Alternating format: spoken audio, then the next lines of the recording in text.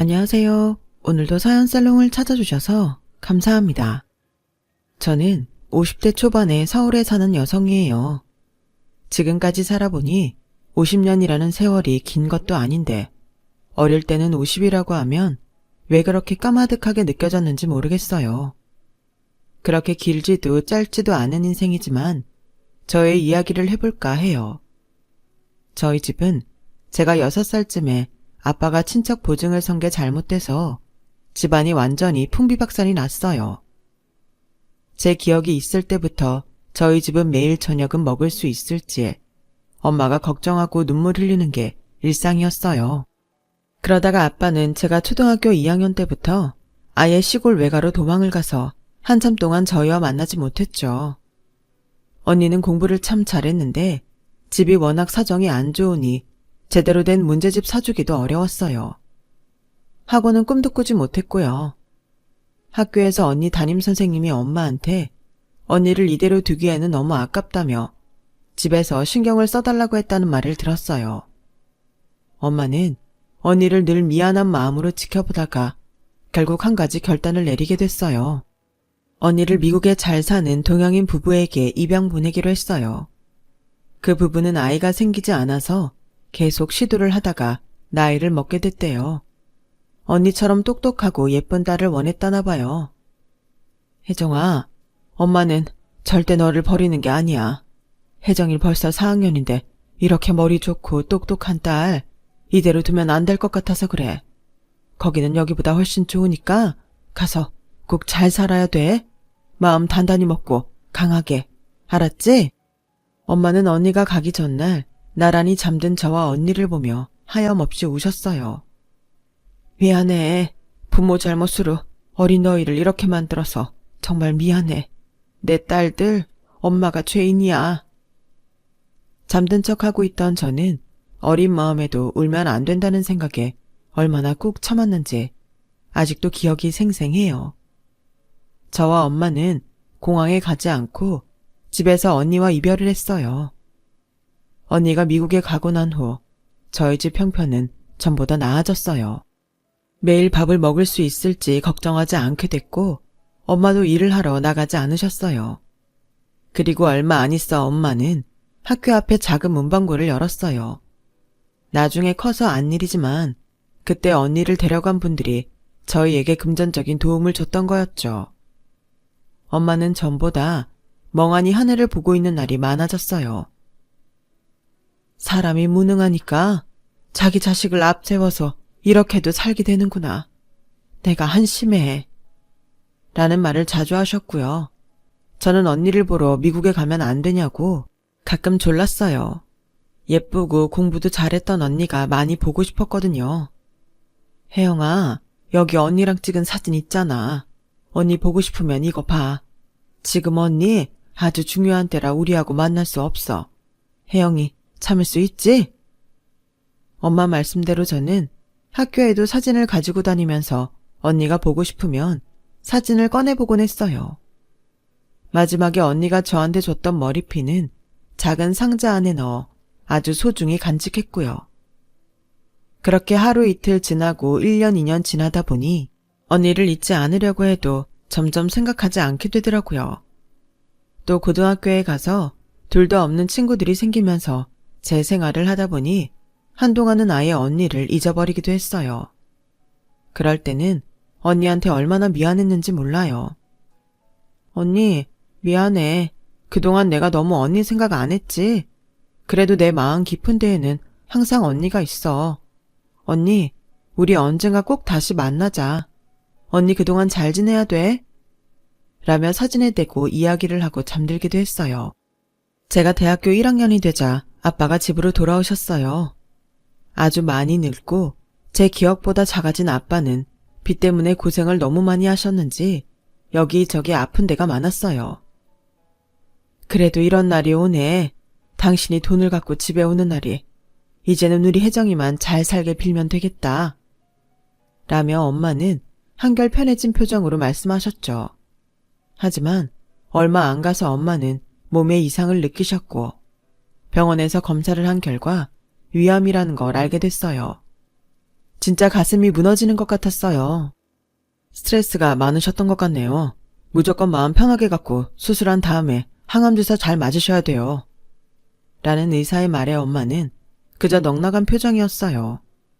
언니를 보내놓고 그 대신 받은 돈으로 살았다는 죄책감이 엄마를 결국 이렇게 아프게 한 건 아닌가 싶었어요.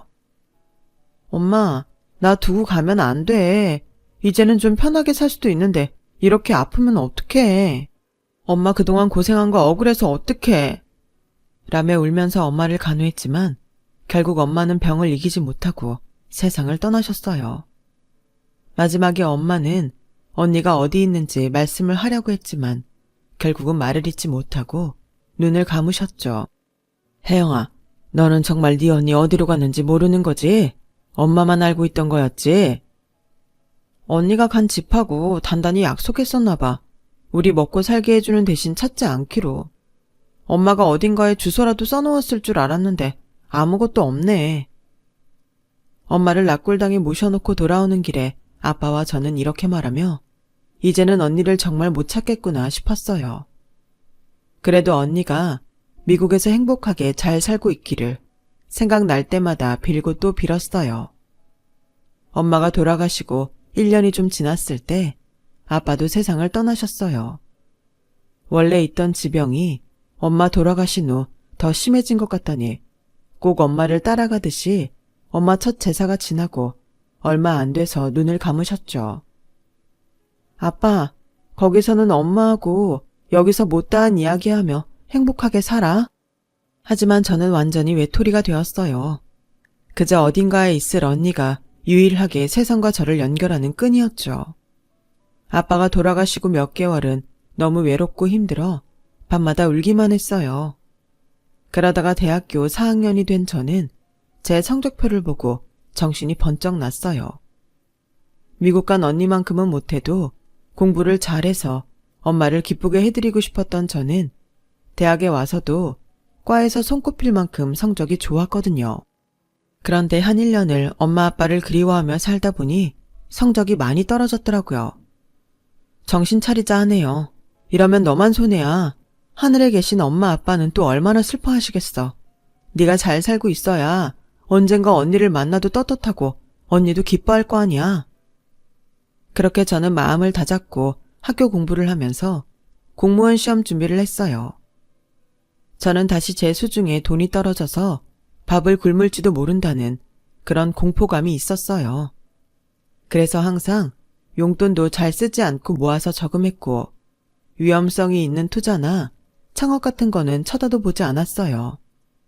저에게는 무엇보다도 평생 안정감을 주는 일이 중요했어요. 저는 무난하게 공무원 시험에 합격해서 검찰 사무직으로 일하게 됐죠. 제가 검찰 사무직을 택한 건 우리 집이 친척한테 당한 보증 사기 때문에 어려웠던 시절이 길었던 게 큰 이유였어요. 물론 제가 언니처럼 아주 똑똑했다면 검사가 돼서 그런 사람들 다 잡아들였다면 좋았겠죠. 하지만 제가 할 수 있는 범위 내에서 그런 사기꾼들을 잡는 데에 도움을 줄 수 있고 안전된 일은 검찰 사무직이었거든요. 공무원은 칼퇴라고 하지만 그래도 일이 일인지라 퇴근 시간이 지나서도 일할 때도 많았어요. 영감님이 집에 안 가고 계속 일을 할 때에는 저도 붙어 있었고요. 하지만 아무도 없는 저는 오히려 일을 하는 게 좋았어요. 집에 가봤자 아무도 없이 홀로 외롭게 밥을 먹어야 했으니까요. 저는 사무실에서 밥을 시켜 방 사람들과 같이 먹는 게 참 좋았어요. 그러다가 몇 번 퇴근길에 영감님 대학 동기인 분과 인사를 나눴죠. 그분은 기업 법무팀에서 일한다고 했어요. 한 번은 검사님을 만나러 왔다가 검사님이 재판에 들어가서 자리에 없던 적이 있었어요. 한혜영님, 오늘 늦게 퇴근하세요? 검사님이 별일 없으시면 저도 바로 퇴근해요. 무슨 일이신데요?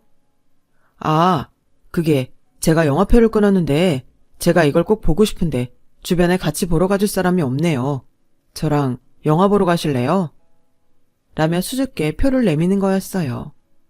이게 지금 데이트 신청인지 아니면 정말 같이 영화 볼 사람이 없어서 나한테 도움을 요청하는 건지 좀 헷갈리더군요. 저는 그 사람이 저한테 호감이 있는 건가 의심하며 알겠다고 했어요. 영화를 재밌게 보고 헤어질 때 즈음에 그 사람은 실은 제가 혜영님을 좋아하는데 그래서 오늘도 이렇게 핑계 대가면서 영화 보자고 한 거였어요. 일단 제 마음은 밝혀두고 싶어서요. 왜요? 왜 제가 좋은데요? 박정우님은 주변에 훨씬 좋은 여자들도 많고 잘 사는 집 아가씨들도 대시 많이 할 것 같은데 왜 제가 좋으세요? 아니, 사람 좋은데 이유가 있나요? 제가 끌리니까 그렇죠. 라며 머리를 극적이는데 이 사람이 정말 대기업 법무팀에서 빠릿빠릿하게 일하는 팀장이 맞나 싶을 정도였어요. 검사님 말로는 저를 처음 봤을 때부터 반했는데 어찌해야 좋을지 몰라서 오랫동안 고민을 했었다고 하더라고요. 저와는 10살 정도 차이가 있었기 때문에 더 다가오기 힘들었다고 했어요. 저는 그동안 봐왔던 그 사람이 진실되고 소박했기 때문에 사귀기로 했어요. 무엇보다 자기 직책을 가지고 뽐내지도 않았고 모두를 동등하게 대하는 게 참 좋았어요. 외로웠던 저는 그 사람을 만나고 많은 위로를 받았고 1년 반 정도 사귄 후에 결혼을 결심하게 됐어요. 제가 부모가 다 돌아가시고 집안이 어려웠던 것 때문에 남편 집에서 반대하면 어쩌나 걱정했었는데 전혀 그런 게 없었어요. 남편도 부모님은 몇 년 전 돌아가셨고 하나뿐인 누나는 지방에서 살고 있기 때문에 1년에 몇 번밖에 못 만난다고 했어요. 남편의 누나 역시 사람들 환경을 보고 편견을 갖는 사람이 아니었어요. 정우가 완전 도둑놈이네. 이렇게 어린 신부를 맞고 말이야. 아저씨랑 살아줘서 고마워. 둘이 깨볶으며 재미있게 살아야 돼. 라며 첫 만남에서 쾌활하게 말하는데 완전히 마음이 놓였어요. 결혼하고 보니 남편은 상가에 점포를 몇 개나 갖고 있었어요. 자기 일을 하면서 야무지게 재산도 늘리는 상당한 재력가더라고요. 내가 미리 말 안 해서 정말 미안한데 실은 나도 나름 상처가 있거든. 여자들이 자꾸 내 재산만 보고 다가오니까 나도 모르게 집이 얼마이고 재산이 얼마 있고 그런 이야기를 안 하게 되더라고. 당신을 의심해서 그런 건 아니었어. 괜찮아. 그럴 수 있어. 나도 우리 집 사기 당한 것 때문에 트라우마 있는데 그거랑 비슷할 것 같아. 남편은 이해해줘서 고맙다고 했는데 사실 저는 자기 재산인데 뭘 저렇게 미안해하나 싶을 정도였어요. 그만큼 남편은 상대에게 진심을 다하는 성격인 거였어요. 남편은 상가들을 정리하고 그 돈으로 아파트를 사서 전세를 놓았어요. 저나 남편의 월급으로도 생활은 충분했기 때문에 저는 남편의 재산에는 별 신경을 쓰지 않았어요. 대신 저도 제 월급에서 일정 부분을 떼어서 계속 저금을 하고 있었죠. 혹시라도 무슨 일이 생길 수도 있으니 그런 날들을 위해 대비해야 하니까요.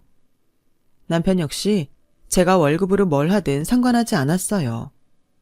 오히려 생활비를 남편이 더 내놓으면서 생색도 내지 않았고요.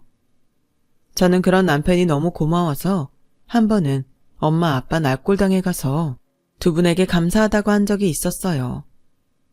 엄마 아빠가 하늘에서 날 지켜줘서 이렇게 좋은 남편 만난 것 같아. 너무 감사해, 엄마 아빠. 엄마 아빠한테 부끄럽지 않게 잘 살게. 물론 그 일을 남편한테는 이야기하지 않았고 잠깐 바람 쐬다 왔다고 했죠. 남편은 회사 일이 바빠서 야근도 많았고 출장도 꽤 있었어요. 저한테는 항상 무엇 때문에 야근하는지, 출장은 어디로 가고 무슨 일 때문인지 꼭 설명했어요. 그렇게 일일이 설명 안 해도 괜찮아. 회사 일이 다 그렇지 뭐. 우리 같은 공무원하고 같을 수 없잖아. 나는 일이 바쁘다는 걸 이유로 집에 제대로 이야기도 안 하고 늦고 출장 가고 그러는 거 싫어. 그런 게 특권인 줄 아는 게 별로거든. 저는 그런 성실한 남편에게 마음속 깊이 감사했죠. 그런데 언제부터인가 남편이 출장 일정을 대충 말하기 시작했어요. 처음 몇 번은 그럴 수 있다고 생각했어요. 출장 가서 예상치 못한 일이 생길 수도 있는 거고 경우에 따라서는 연장될 수도 있었을 테니까요.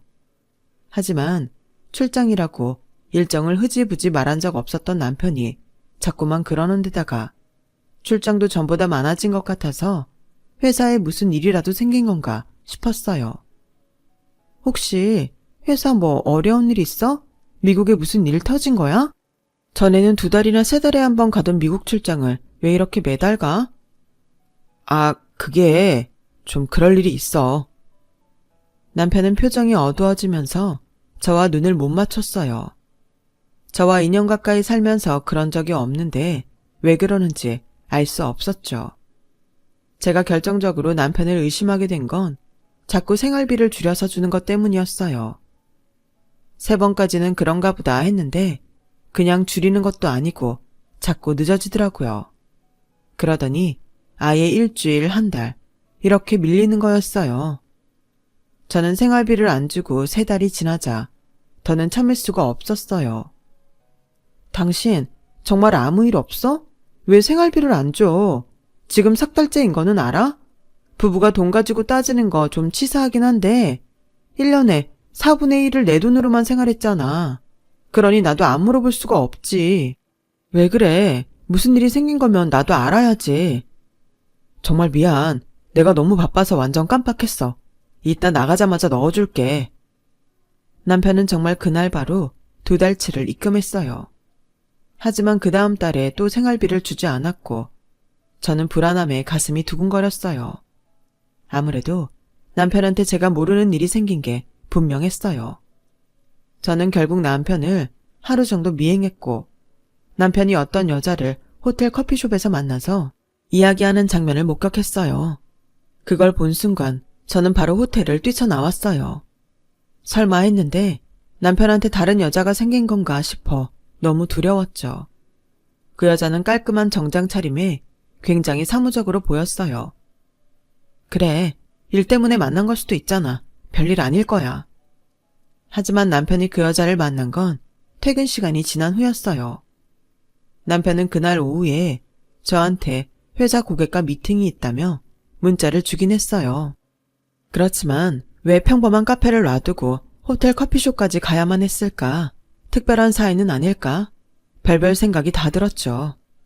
그리고 그 다음 날에 또다시 남편이 생활비를 넣지 않자 제 불안과 의심은 거의 확신으로 바뀌었어요. 저는 남편이 저 몰래 무슨 일을 꾸미고 제가 뒤늦게 뒤통수 맞는 게 싫었어요. 그래서 혹시 제가 모르는 다른 일이 있을까 해서 알아보았죠. 그 과정에서 저는 남편이 아파트를 팔았다는 걸 알게 됐어요. 아파트 근처에서 전세 사는 사람이 저를 보더니 왜 아파트를 팔았냐며 새 주인이 너무 까다롭게 군다고 불만을 저한테 이야기했거든요. 어떡해요. 저희가 사정이 좀 있어서요. 죄송합니다. 저희가 어떤 사람인지까지는 알아볼 수가 없었어요. 저는 둘러대고 그 자리를 뜨면서 혹시 몰라서 몇 정거장 떨어진 데에 있는 부동산에 들어가 봤어요. 남편이 저한테 감추고 싶었다면 아파트 근처 부동산하고 거래하지 않았을 것 같았거든요. 거기 저쪽 3동에 있는 부동산에서 팔았을걸요. 거기서 아파트 근처 부동산하고 연결해서 팔았다고 들었어요. 왜요? 아파트 알아보시게요? 네. 얼마 정도에 팔렸는지도 아세요? 거기가 왜인지 몰라도 좀 급하게 팔았다는 것 같던데요. 급전이 필요했을 수도 있는데 좀 아까워요. 앞으로 계속 오를 텐데. 감사합니다. 나중에 다시 들를게요. 저는 일단 남편이 말해줄 때를 기다리기로 했어요. 하지만 남편은 한 달이 지나도 아파트 판 걸 이야기 안 하더라고요. 물론 그 아파트는 온전히 남편 것이고 남편 마음대로 해도 되는 거지만 처음 결혼했을 때 저한테 하던 것과는 너무 다른 태도에 서운하고 실망도 많이 됐어요. 제가 어쩌다 알게 됐다며 왜 팔았냐고 물어봐도 되지만 저 모르게 보증을 섰거나 아니면 딴 여자가 생겼을까봐 겁이 났어요. 상상만 하던 일들이 현실이 되는 게 너무 무서웠던 거죠. 남편은 그날따라 유난히 집에 일찍 들어왔어요. 우리 간만에 외식이나 할까? 어디 갈까? 상가에 돈가스집 새로 들어왔던데. 저기 있잖아. 다른 거 먹고 싶어? 그럼 다른 데 가고. 아니야. 돈가스집 가자. 저는 아파트를 왜 팔았냐고 물어보려다 결국 말을 꺼내지 못했어요. 그렇게 혼자만 속이 계속 터들어가고 있는데 남편은 또 미국으로 출장이 잡혔다며 제 눈치를 보더라고요. 왜 그렇게 쳐다봐? 할 말 있으면 해. 아니야.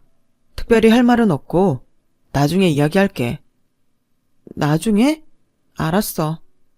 저는 그 사람이 나중에 한다는 말이 무엇일지 너무 불안했어요. 매일 가슴이 쿵쾅거려서 잠도 제대로 못 잤죠. 그렇게 남편이 출장을 가고 다음 날 퇴근을 하는데 동네에서 친하게 지내는 언니들이 저한테 다가오더라고요.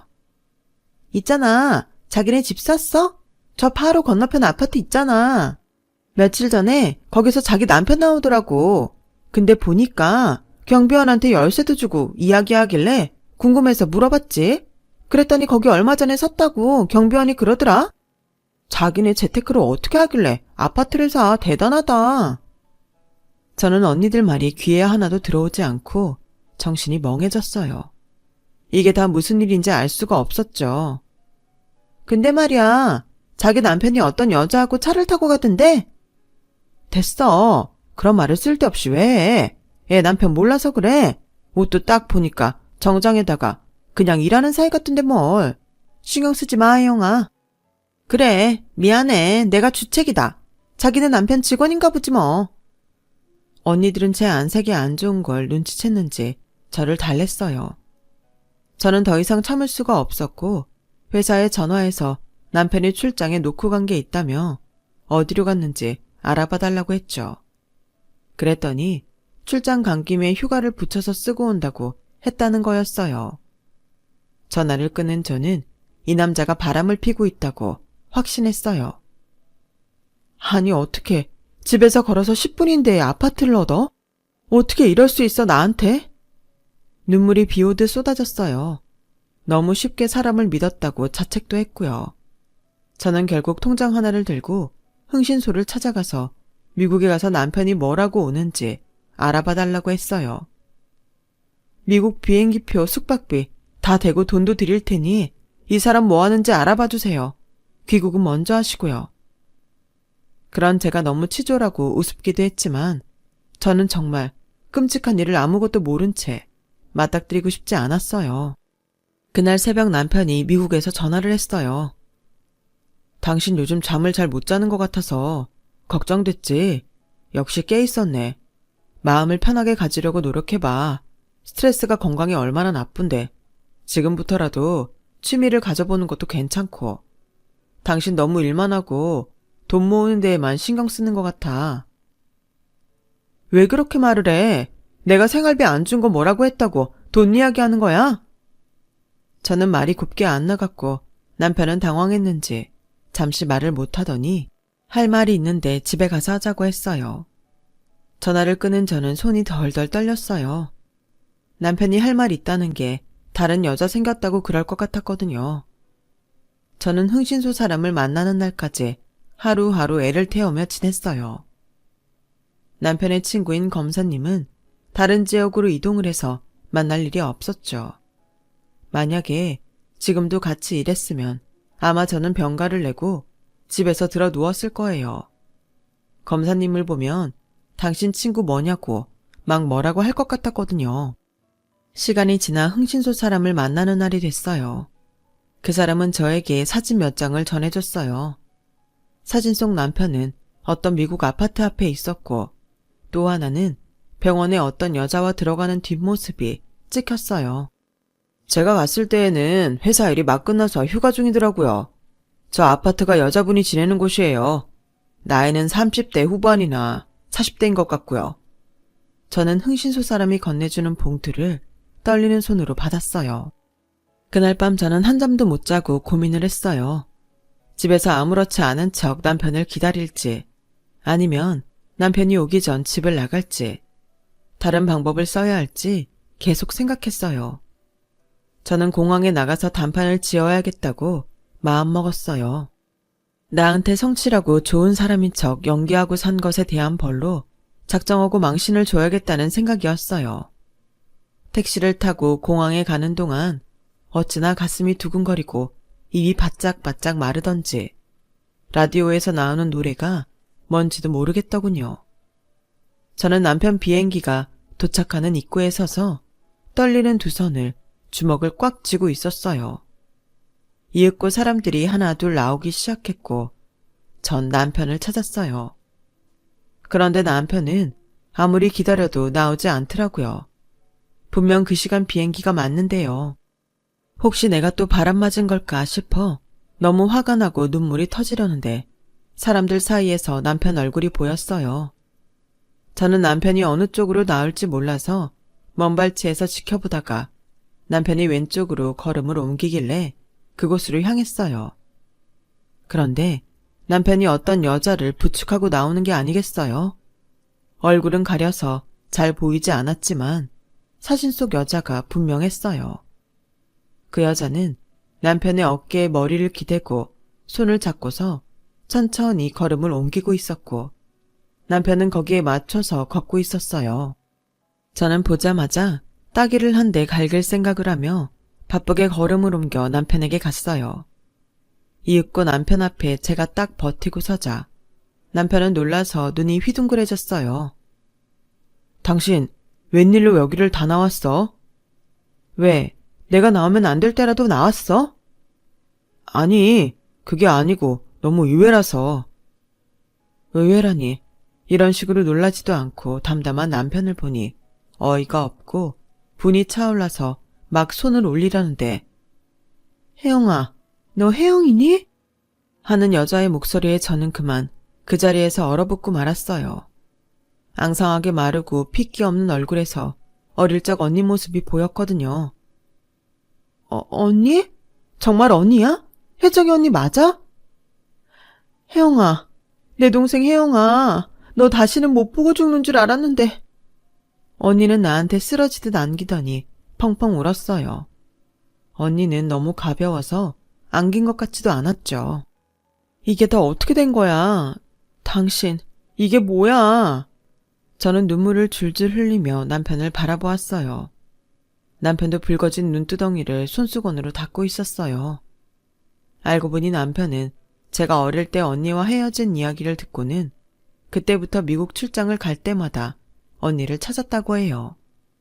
저한테 출장 일정을 얼버무릴 즈음에 언니를 찾을 단서를 발견해서 미국 탐정한테 부탁을 해 같이 찾아다녔다고 하네요. 언니는 입양간 집에서 잘 자라고 좋은 대학을 나왔고 또 남편도 만나서 잘 살고 있었대요. 그러던 어느 날 여행 갔던 지역에서 사고를 당해 남편은 그 자리에서 죽고 언니는 다리에 장애를 가지게 됐다는 거였어요. 그즈음 양부모님들도 돌아가셔서 언니는 완전히 혼자가 됐다는군요. 언니는 정신적 충격 때문에 몸이 너무 약해져서 일을 할 수 없었대요. 그 바람에 보험이 다 끊겨서 공공병원에 가서 겨우 통증만 멎는 약을 받아왔다고 해요. 모든 걸 잃고 충격에 빠진 언니를 남편이 찾아냈던 거였죠. 난 처음에 사기치는 줄 알고 얼마나 경계를 했는데 근데 너랑 혼인신고한 것도 보여주고 회사 직함도 보여주더라. 네가 지금 공무원으로 일 잘하고 있다고 사진도 보여줬어. 얼마나 감격스러웠는지 넌 상상도 못할 거야. 다시는 우리 가족 못 만나고 이렇게 타지에서 외롭게 죽나 했거든. 남편은 언니를 그냥 둘 수 없다고 판단하고 그동안 언니가 한국에 들어올 수 있는 몸 상태를 만들기 위해 병원비를 내면서 일단 기본적인 치료를 마쳤다고 했어요. 당신, 그래서 생활비를 제때 못 준 거였어? 이런 일이면 왜 진작 말을 하지 않았어? 내가 말하지 말라고 했어. 사실 한국에 올 생각은 없었거든. 염치 없지만 네 남편 힘으로 병원을 다니고 좀 나으면 다시 취직할 생각이었어. 자존심이 상해서 이런 모습으로 널 만나기 싫었어. 하지만 남편의 간곡한 설득에 결국 고집을 꺾고 한국에 오게 됐다더군요.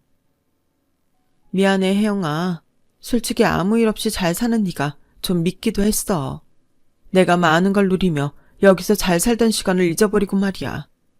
너무 아프다 보니까 사람이 속도 좁아지고 생각도 뒤틀리는 것 같아.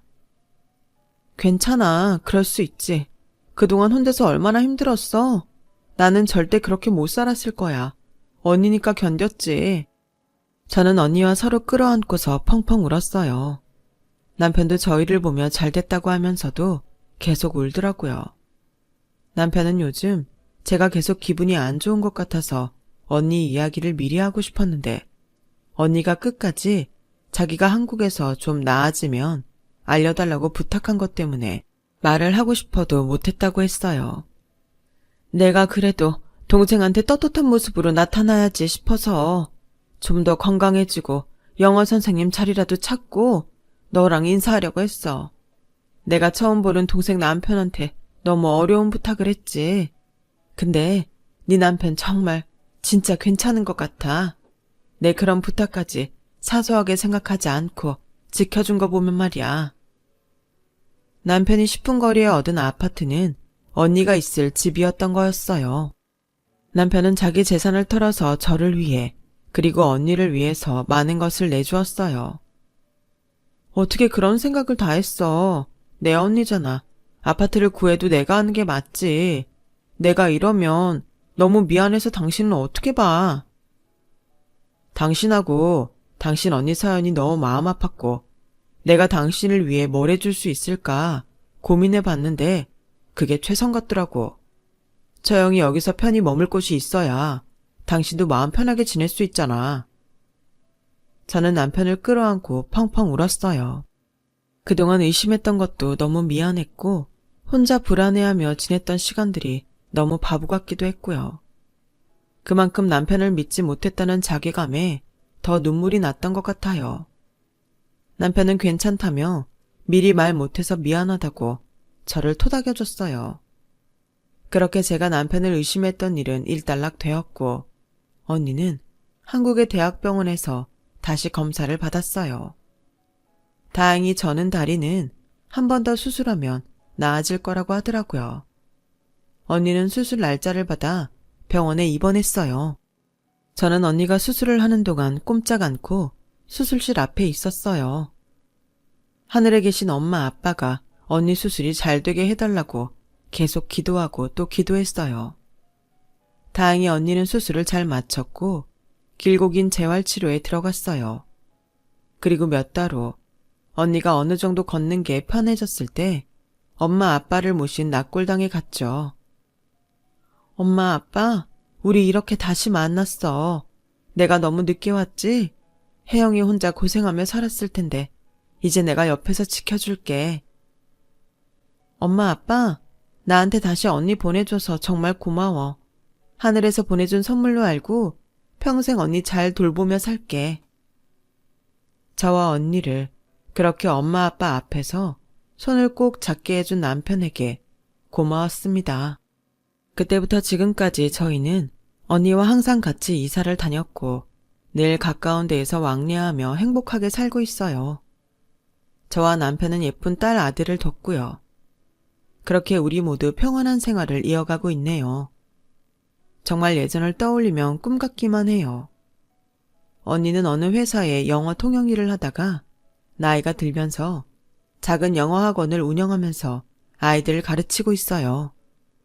우리 아이들도 언니한테 영어를 배워서 얼마나 회화를 잘하는지 몰라요. 저는 이런 기적을 안겨준 남편에게 매일 고마워하며 잘 지내고 있어요. 제 이야기는 여기까지예요. 들어주신 모든 분들 오늘 하루도 잘 지내시고 매일 행복하고 좋은 일만 있기를 바랄게요. 건강하시고요. 감사합니다. 여러분, 사연 댓글에 응원과 현명한 조언 부탁드려요. 좋아요와 구독은 저에게 큰 힘이 됩니다. 오늘도 좋은 일 가득하세요.